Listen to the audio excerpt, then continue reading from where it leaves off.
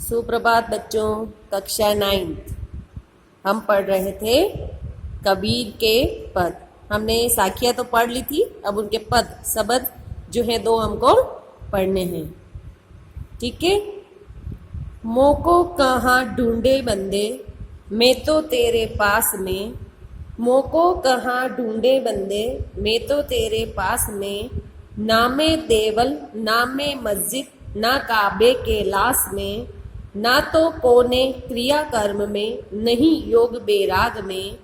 खोजी होए तो तुरते मिली हो, पल भर की तालाश में।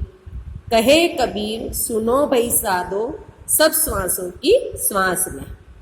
कबीरदास जी जो है यहाँ ईश्वर के बारे में बताते हैं कि कबीर के अनुसार मनुष्य जो है ईश्वर को इधर उधर व्यर्थ ही ढूंढता रहता है, वह तो मनुष्य के अंदर ही विराजमान है। यहाँ पर कबीरदास जी ये कहते हैं कि मोको कहाँ ढूंढे बंदे, मैं तो तेरे पास में। ईश्वर कहते हैं कि अरे तुम मुझे इधर उधर कहाँ ढूंढते फिरते हो, मैं तो तुम्हारे पास ही रहता हूँ हमेशा। ना मैं देवल ना मैं मस्जिद, ना काबे के लाश में, कि ना तो मैं कहीं मंदिर में मिलूंगा ना मैं कहीं मस्जिद में मिलूंगा।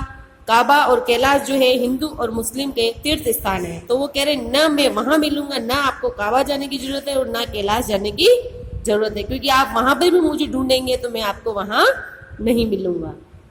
ना तो कोने क्रिया कर्म में, नहीं योग वैराग में। हम ईश्वर को पाने के लिए बहुत सारे सांसारिक आडंबर करते हैं, उनको खुश करने के लिए अच्छे अच्छे कार्य करते हैं।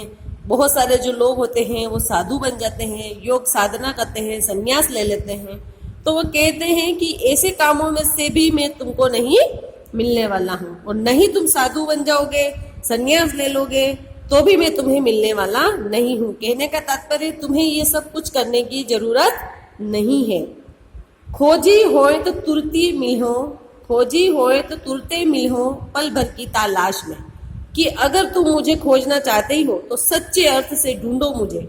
सच्चे अर्थ से ढूंढने वाले को ईश्वर तुरंत ही मिल जाता है। कहने का तात्पर्य है कि इन बराह आडंबरों को, दिखावों को करने की जरूरत नहीं है। अगर ईश्वर को पाना चाहते हो तो उसे सच्चे मन से ढूंढो, उसको कहीं भी आपको ढूंढने जाने की जरूरत नहीं है। यानी जो खोजी व्यक्ति है वह पल पल ईश्वर को ढूंढ सकता है, और ईश्वर की प्राप्ति हमें मंदिर मस्जिद तीर्थ स्थान कहीं पर भी भटकने से हमें ईश्वर की प्राप्ति नहीं होती है। और ईश्वर तो होता है वो हृदय में ही निवास करते हैं। यदि हम सच्चे अर्थ से सच्चे हृदय से उन्हें खोजेंगे तो हमें वह पल भर में मिल जाएंगे। इस भाव से कबीर बहुत ही सुंदर ढंग से उन्होंने इस पद को जो है प्रस्तुत किया है। वो कहा है, कहे कबीर सुनो भाई साधो, सब श्वासों की सांस में, कि हमें कहीं पर भी ढूंढने की जरूरत नहीं है। अगर हम उसे सच्चे मन से ढूंढेंगे तो हमें पल भर की तलाश में यानी एक पल में ही मिल जाएगा। तो कबीरदास जी कहते हैं कि हे साधु सुनो, यानी साधु यहाँ हमारे लिए कहा गया है कि हे व्यक्तियों सुनो, सब श्वासों की सांस में। ईश्वर का जो निवास होता है वो प्रत्येक व्यक्ति की एक एक सांस में उनका निवास होता है। तो जब वो हमारे अंदर ही है, हमारी प्रत्येक सांस में निवास करते हैं, तो हमें कहीं भी ढूंढने जाने की उनको जरूरत नहीं है। ना हमें काबा जाने की जरूरत है, ना कैलाश जाने की जरूरत है, ना देवल ना मस्जिद जाने की जरूरत है।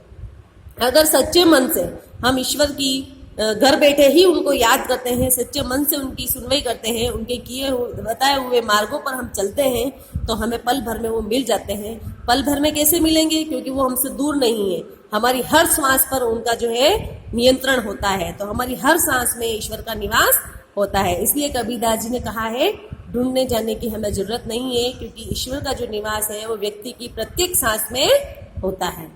ठीक है, आज पहला पद ही पढ़ेंगे, क्योंकि दूसरा जो पद है आपका बहुत बड़ा है, वो थोड़ा कठिन है, इसको हम कल पढ़ेंगे। और बाकी जो आपके 2 चैप्टर हो चुके हैं उनके आपको काम करके मुझे भेजना है व्हाट्सएप पे।